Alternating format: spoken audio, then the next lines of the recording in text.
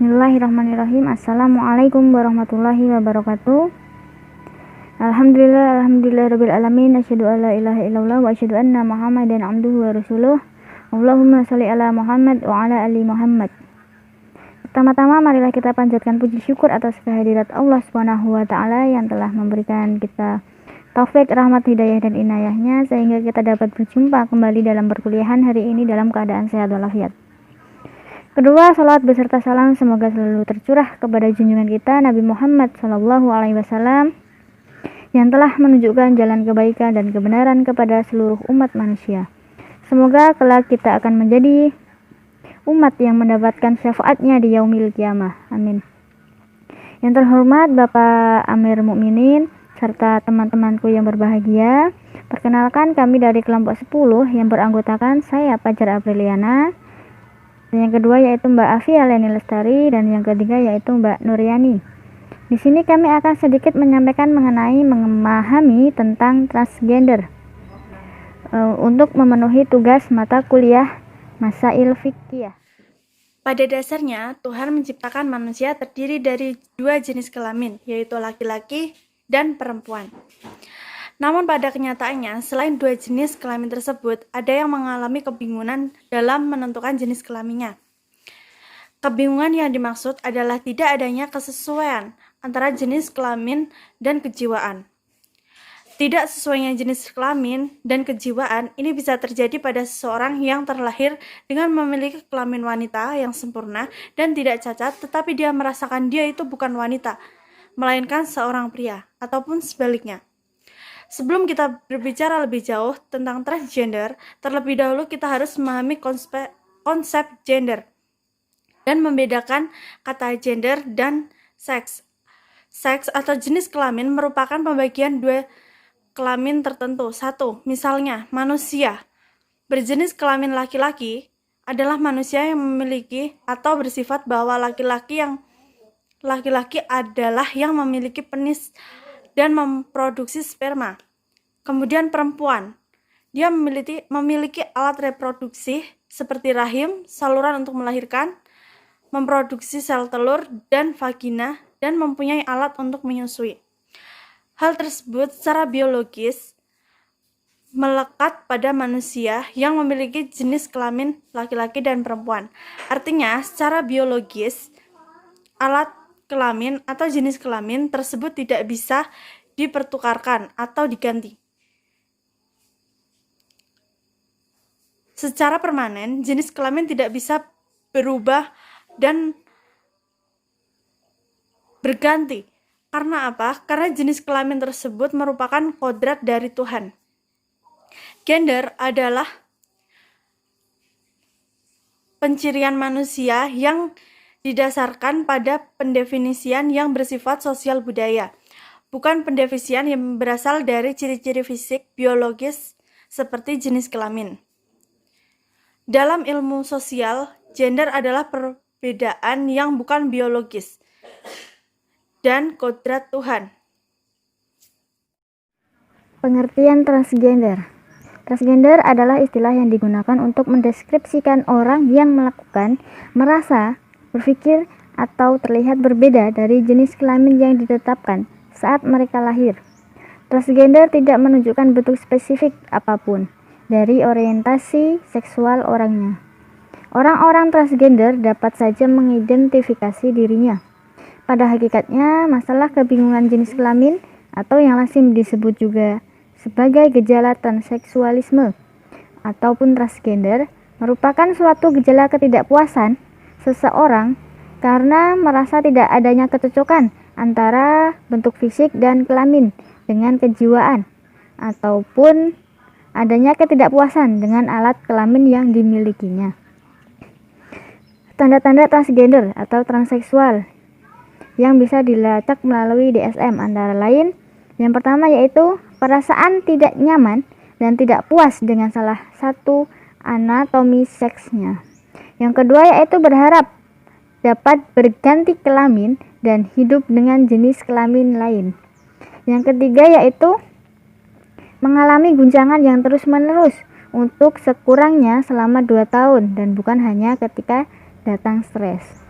Yang keempat yaitu adanya penampilan fisik intersex atau genetik yang tidak normal. Dan yang kelima adalah dapat ditemukannya kelainan mental. Salah satu akibatnya transgender muncullah istilah waria, yaitu wanita pria.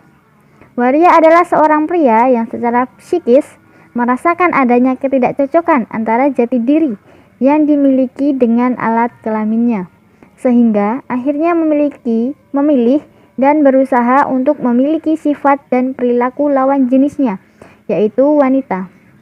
Fisik mereka laki-laki, namun cara berjalan, berbicara, dan dandanan mereka mirip perempuan.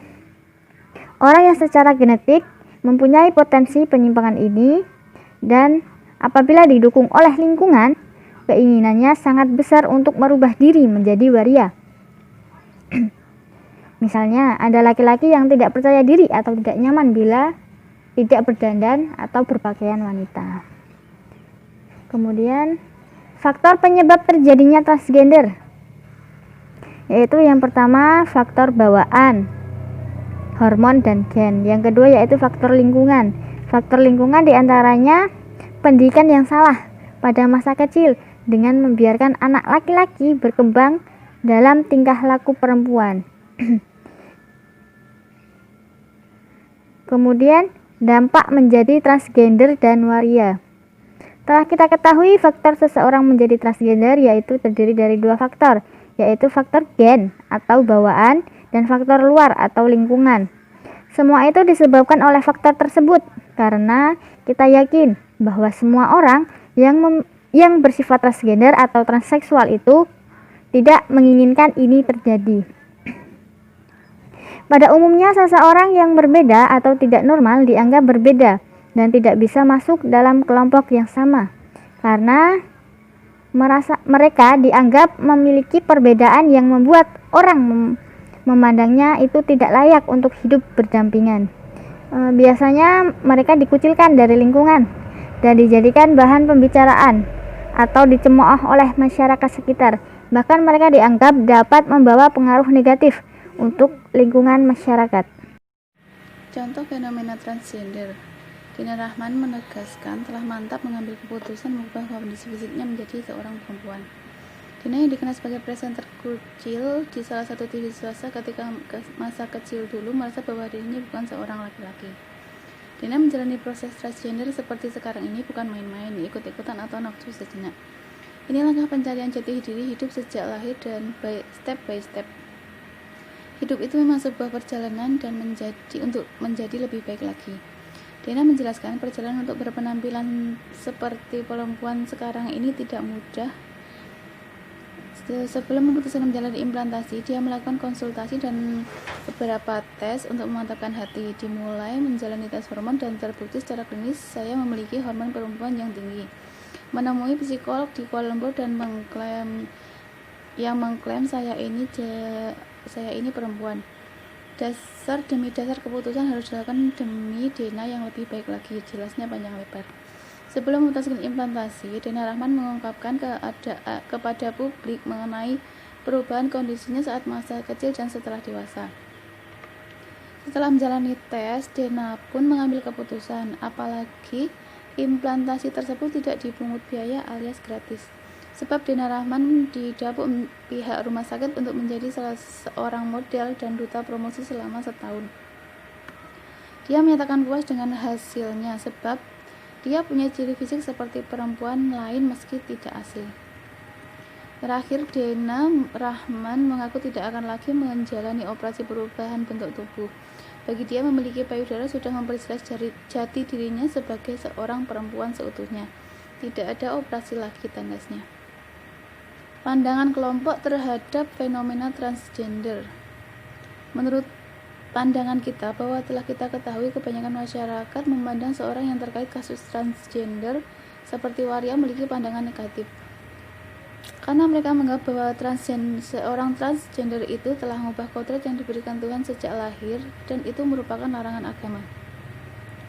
Adapun hukum operasi kelamin dalam syariat Islam yang diperbolehkan dalam dunia kedokteran modern dikenal 3 operasi kelamin, yaitu operasi pergantian jenis kelamin yang dilakukan terhadap orang yang sejak lahir memiliki kelainan normal.